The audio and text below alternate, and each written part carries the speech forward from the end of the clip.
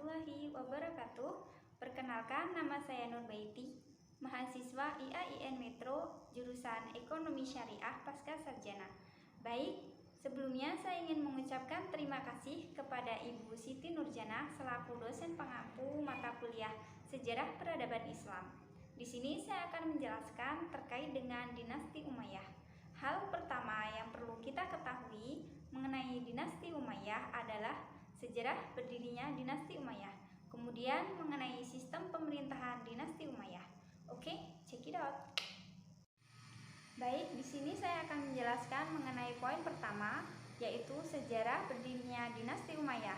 Dinasti Umayyah merupakan sebutan bagi suatu keturunan bangsawan yang berkuasa di suatu tempat, sedangkan Umayyah merupakan salah satu tokoh bangsawan yang berasal dari suku Quraisy yang berkuasa di Mekah.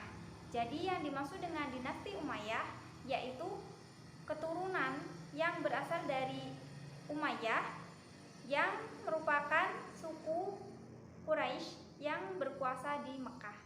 Oke? Dalam sejarah Islam disebutkan bahwasanya banyak sekali hal-hal yang terjadi ketika kekuasaan Khulafaur Rasyidin berakhir.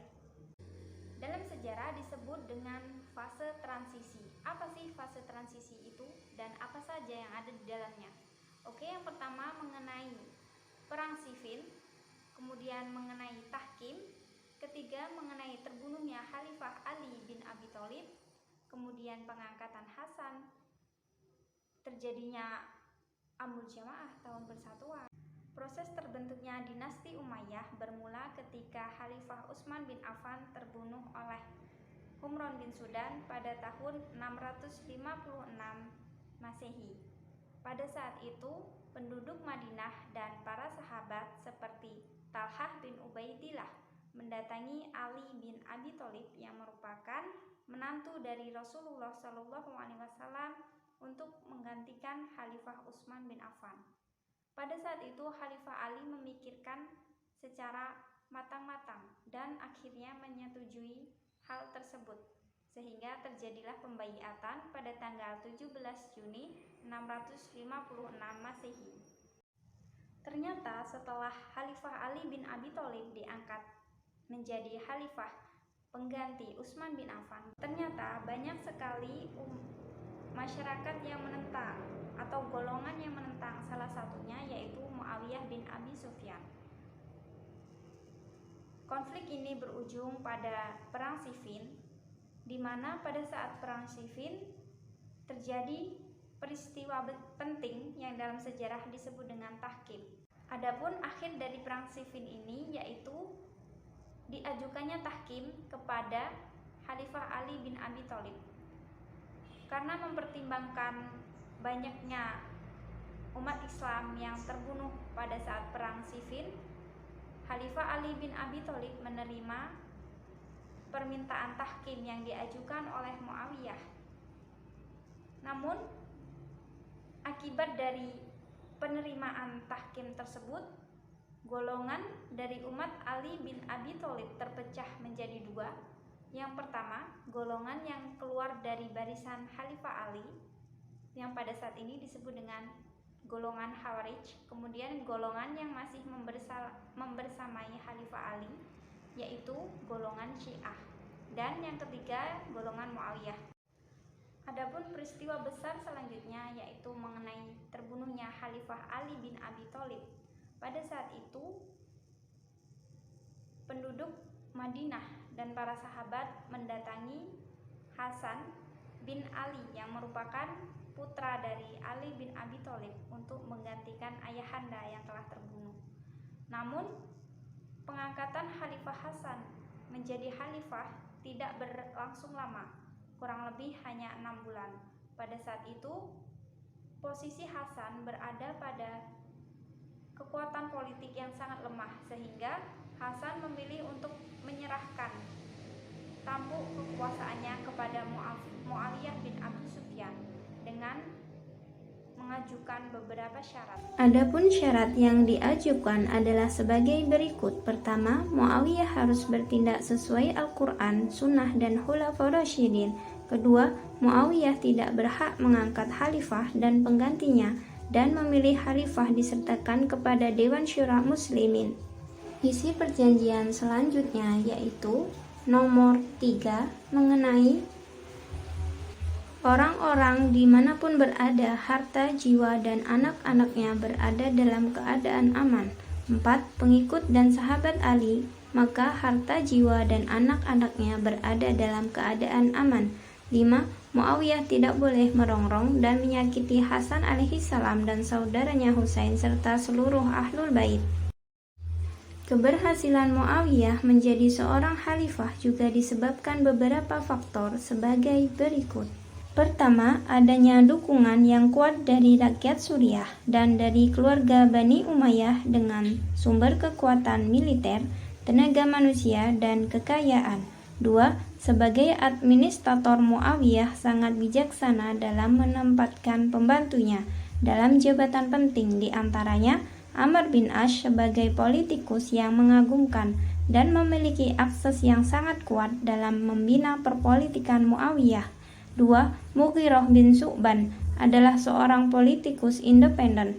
Muawiyah mengangkatnya menjadi gubernur di Kufah. 3. Ziyad bin Abihi, yaitu diangkat sebagai gubernur di Basrah. Kemudian mengenai sistem pemerintahan dinasti Umayyah. Oke, check it out. Sistem pemerintahan yang semula merupakan Khulafaur Rasyidin beralih kepada dinasti Umayyah. Dari sistem demokrasi menjadi sistem monarki hereditary, dari rakyat oleh rakyat untuk rakyat, kemudian beralih kepada sistem pemerintahan turun-temurun. Khalifah pada dinasti Umayyah 661 sampai 750 Masehi. Fase pertumbuhan pada tahun 661 sampai 680 Masehi. Pertama, Khalifah Muawiyah bin Abu Sufyan yang memerintah sejak tahun 661 sampai 680 Masehi. Pada masa ini, Khalifah memindahkan ibu kota dari Madinah ke Damaskus, mulai memperkuat barisan militer, memperluas kekuasaan administrasi, memperluas ekspansi ke Afrika Utara dan Timur.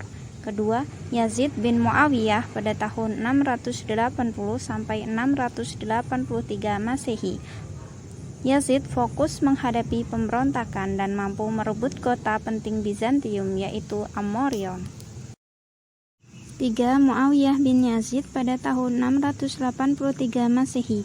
Pada saat diangkat menjadi khalifah, ia dalam keadaan sakit dan meninggal sehingga belum memberikan kebijakan apapun. 4. Marwan bin Hakam pada tahun 684 sampai 685 Masehi. Terjadi perpecahan di tubuh bangsa Arab sehingga berada dalam kondisi yang tidak stabil. Selanjutnya, saya akan membahas mengenai masa kejayaan pemerintah pada tahun 685 sampai 715 Masehi dan masa kemunduran pemerintah pada tahun 715 sampai 750 Masehi. Adapun fase kemajuan dimulai pada Khalifah nomor 5 yaitu Abdul Malik bin Marwan pada tahun 685 sampai 705 Masehi. Ia menjadikan bahasa Arab sebagai bahasa resmi, menciptakan mata uang seragam di seluruh wilayah negara, kemudian pelayanan pos yang disempurnakan antar kota, dan masih banyak kebijakan lainnya. Selanjutnya, Khalifah nomor 6 yaitu Walid bin Abdul Malik yang memerintah pada tahun 705 sampai 715 Masehi. Ia melakukan ekspansi dakwah ke berbagai belahan dunia seperti di Turki, Chad, Syaz, Farghanan, dan Bukhara, dan seterusnya. 7. Sulaiman bin Abdul Malik yang memerintah pada tahun 715 sampai 720 Masehi. Adapun kebijakannya yaitu mengganti beberapa pejabat penting pemerintah, kemudian menyelesaikan pembangunan Masjid Al-Jami yang berada di Damaskus. 8. Umar bin Abdul Aziz yang memerintah pada tahun 717 sampai 720 Masehi, merupakan pemimpin umat Islam yang adil dan bijaksana. Adapun kebijakannya yaitu memberhentikan pemimpin yang zalim dan menggantinya dengan pejabat yang adil dan benar. 2. Menghapuskan hak istimewa kepada keluarga raja. 3. Pajak harus dikumpulkan dengan adil dan pengambilannya harus lemah lembut. 4. Memberikan pinjaman tanpa bunga kepada petani, kemudian membangun fasilitas umum, dan masih banyak kebijakan lainnya. 9. Yazid bin Abdul Malik yang memerintah pada tahun 720 sampai 724 Masehi. Ia melanjutkan kebijakan khalifah sebelumnya, namun banyak pejabat pemerintah yang tidak setuju. 10. Hisham bin Abdul Malik yang memerintah pada tahun 724 sampai 743 Masehi, merupakan pelindung seni. Ia mendorong perkembangan seni dan juga mendorong pembangunan pendidikan dengan membangun banyak sekolah. 11. Al-Walid bin Yazid yang memerintah pada tahun 743 sampai 744 Masehi. Ia membangun masjid baru di Madinah dan Damaskus, serta menambahkan hiasan pada masjid yang menandakan kejayaan bangsa Arab. Selanjutnya, khalifah ke-12 yaitu Yazid bin Al-Walid yang memerintah pada tahun 744 Masehi. Ia mengurangi jumlah bantuan sosial dan mengembalikan pada anggaran masa Hisham. 13. Ibrahim bin Sulaiman yang memerintah pada tahun 744 Masehi. Pada saat dibaiat, tidak memiliki suara bulat di keluarga Bani Umayyah dan rakyat, sehingga keadaan negara semakin kacau dengan munculnya beberapa pemberontakan. 14. Marwan bin Muhammad yang memerintah pada tahun 744 sampai 750 Masehi. Beberapa pemberontakan dapat ditumpas, tetapi tidak mampu menghadapi gerakan Bani Abbasiyah. Dari saya mengenai dinasti Umayyah, kurang dan lebihnya saya mohon maaf.